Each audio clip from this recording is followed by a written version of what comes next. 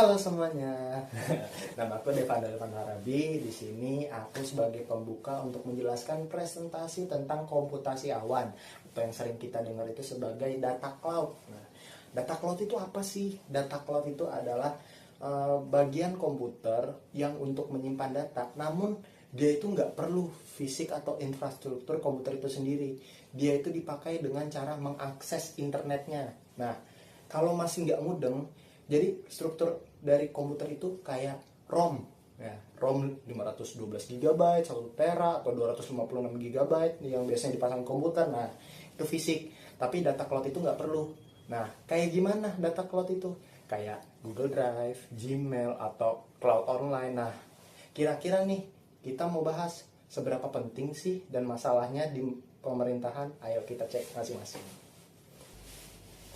Kalau menurut saya, salah satu alasan cloud computing menjadi menarik adalah karena pemerintah tidak perlu menyediakan semua server dan perangkat keras itu sendiri. Dalam cloud computing ada dua bagian utama. Yang pertama adalah front end, yaitu perangkat yang digunakan oleh pengguna seperti smartphone ataupun laptop. Dan yang kedua adalah back end, yaitu server dan pusat data yang menyimpan serta mengelola seluruh informasi yang digunakan oleh pengguna.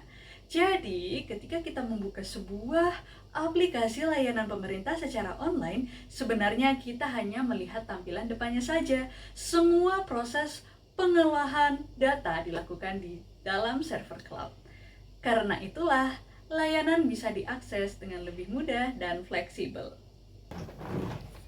Menurut artikel yang kita baca, ada banyak manfaat cloud computing bagi organisasi pemerintahan. Pertama, bisa menghemat biaya karena pemerintah tidak perlu membeli dan memelihara banyak perangkat keras sendiri. Kedua, layanan menjadi lebih fleksibel dan mudah dikembangkan sesuai kebutuhan ketika pengguna meningkat. Kapasitas sistem juga bisa ditambah dengan lebih cepat.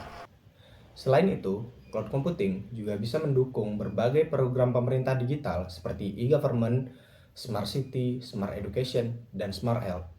Jadi, masyarakat bisa mendapat lebih banyak layanan publik secara lebih cepat, praktis, dan efisien melalui internet. Walaupun banyak manfaatnya, cloud computing juga memiliki beberapa risiko yang harus diperhatikan. Risiko yang paling sering dibahas adalah masalah keamanan data, privasi, dan juga kemungkinan berbagai kebocoran informasi. Karena itu, pemerintah harus memilih model cloud yang tepat.